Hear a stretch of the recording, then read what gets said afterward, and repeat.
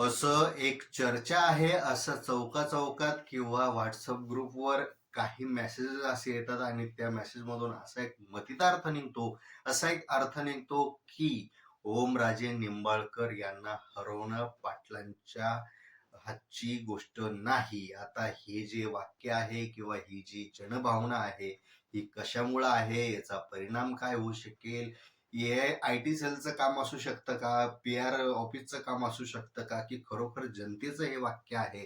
आणि ओमराजे निंबाळकर यांना पाडण्यासाठी पाटलांनी कोणता डाव खेळला आणि तो डाव बरोबर बसणार का?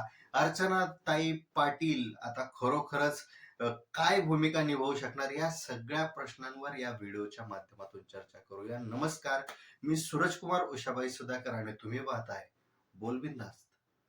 आता धाराशिव लोकसभा मतदारसंघ मराठवाड्यातले असे काही मतदारसंघ आहे की म्हणजे विशेष म्हणजे महाराष्ट्राचा विचार केला तर बऱ्याच ठिकाणी महायुतीला मोठी अडचण झाली आहे. तसंच महाविकास आघाडीलाही झाली आहे. म्हणजे सांगलीचा प्रश्न अजूनही सुटत नाही. त्यामुळं महाविकास आघाडी फुटण्याचं कुठेतरी संकेत यायला लागले असंही बोललं जातंय. पण तुर्तास आता जर विचार केला तर मराठवाड्यातले असे काही जिल्हे आहेत, असे काही मतदारसंघ आहेत, त्यामध्ये अजूनही उमेदवार फिक्स होत नाही. त्यातलं नाव सांगता येईल आपल्याला छत्रपती संभाजीनगर. त्याचसोबत दुसरं एक नाव आहे ते म्हणजे धाराशिव. आता हे दोन्ही नावं म्हणजे ज्यांचं नुकतंच नामकरण झालेलं आहे, नाव बदललेलं आहे. आता या शहरात जर पाहिलं, या दोन्ही शहरात शिवसेनेचा दबदबा सध्या तरी आहे. म्हणजे छत्रपती संभाजीनगरमध्ये पहिल्यापासून आहे आणि धाराशिवमध्ये गेल्या काही वर्षांपासून आहे. पण कधी काळी या मतदारसंघात राष्ट्रवादीचा वर्चस्व होतं. पद्मसिंह पाटील यांनी एक मोठं वर्चस्व तयार केलेलं होतं. आपला एक स्वतंत्र मतदार तयार केलेला होता. नंतरच्या काळात बऱ्याच घडामोडी झाल्या. या घडामोडी दरम्यान पवनराजे निंबाळकर यांच्या सोबत त्यांचे वाद झाले, वाद वाढत गेले, कलह वाढत गेले आणि नंतरच्या काळात ओमराजे निंबाळकर पुढे आले. ओमराजे निंबाळकर पुढे आल्यानंतर अनेक गोष्टी ज्या आहेत, ज्या आरोप प्रत्यारोप चालू असतात, यामध्ये ओमराजे निंबाळकर यांना जनतेची सहानुभूती जास्तीत जास्त भेटत राहिली आणि त्यांना लोकांनी जनतेने प्रेम दिलं, निवडून दिलं. 2019 मध्ये राणा जगजितसिंह पाटील हे राष्ट्रवादीकडून उभे होते, पण त्यांना हार मानावी लागली, पराभव स्वीकारावा लागला आणि त्यानंतर त्यांनी भारतीय जनता पक्षात प्रवेश केला. आता भारतीय जनता पक्षात प्रवेश त्यांच्या घराण्यानं करणं हे तेव्हा सगळ्यात मोठं खिंडार समजलं जात होतं राष्ट्रवादीला. कारण राष्ट्रवादीचे ते एक चांगले नेते होतेच, पद्मसिंह पाटील हे वरिष्ठ नेते होतेच, पण सोबतच ते नातेवाईकही आहेत पवारांचे. त्यामुळं नातेवाईकच फुटणं ही मोठी गोष्ट होती. नंतर बऱ्याच चर्चा झाल्या. त्यांनी भाजपात प्रवेश केला, आमदार म्हणून निवडून आले, बऱ्याच घडामोडी झाल्या आणि आज जर विचार केला तर अजितदादा बाजूला आहे. अजितदादांचं म्हणणं आहे की ही जागा आमची आहे. भारतीय जनता पक्षाचं म्हणणं आहे ही जागा आमची आहे. शिवसेनेचंही म्हणणं होतं म्हणजे अर्थात एकनाथ शिंदे गटाचं की आमची आहे.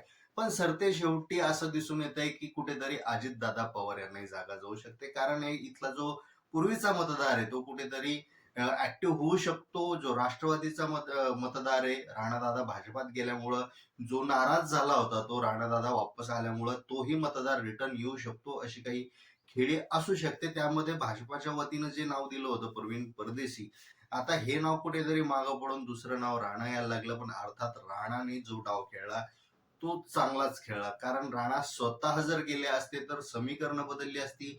सोबतच भारतीय जनता पक्षात जे वाढणारं प्रभुत्व होतं, वर्चस्व होतं, ते यालाही ब्रेक लागला असता. आता हे जर सगळं पाहिलं तर त्यांनी म्हणजे एक गेस असाही केला जात होतं की ते स्वतः जातील खासदारच्या रेसमध्ये आणि आमदारकीमध्ये जर जिंकून आले खासदारकीला तर आमदारकीमध्ये आपले जे पुत्र आहेत मल्हार पाटील यांना ते उभे करतील. पण आता समीकरणं बदलली आहेत. गेम असा खेळला गेलाय की अर्चनाताई पाटील यांना उमेदवारी देण्यात येते राष्ट्रवादी अजित पवार गटाकडून. म्हणजेच त्यांचे पती हे भाजपाकडून राहणार आहे आणि पत्नी ही राष्ट्रवादी पक्षात राहणार आहे. आता ह्या सगळ्यांचं जर दोन्ही जर लावल्या म्हणजे राष्ट्रवादी अजित पवार गट असेल आणि भारतीय जनता पक्ष असेल आणि शिंदे सेना असेल, या तिन्हीच्या मिळून एक उमेदवार म्हणजे अर्चनाताई पाटील.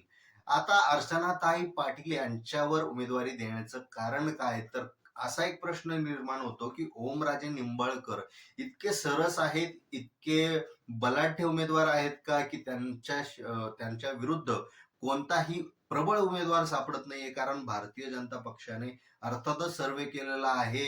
इथून वेगवेगळे नावही चर्चेला आले. भावनिक राजकारण होऊ नये म्हणून प्रवीण परदेशी यांचं नाव पडून विकासाचं राजकारण करण्यात येईल किंवा तसं प्रचार करण्यात येईल म्हणून त्यांचं नाव पुढे आणण्यात आलं. पण ते शेवटी कोणताही उमेदवार ओमराजे निंबाळकर यांना टक्कर देऊ शकत नाही आजच्या घडीला, असं एक समीकरण पाहायला मिळतंय. कारण ज्या पद्धतीनं ओमराजे निंबाळकरांच्या व्हिडिओ क्लिप्स असो, ऑडिओ क्लिप्स असो, त्यांची भाषणं असो, प्रत्येक ठिकाणी प्रत्येक युवकाच्या म्हणजे त्या जिल्ह्यातल्या मोबाईलमध्ये आहेत.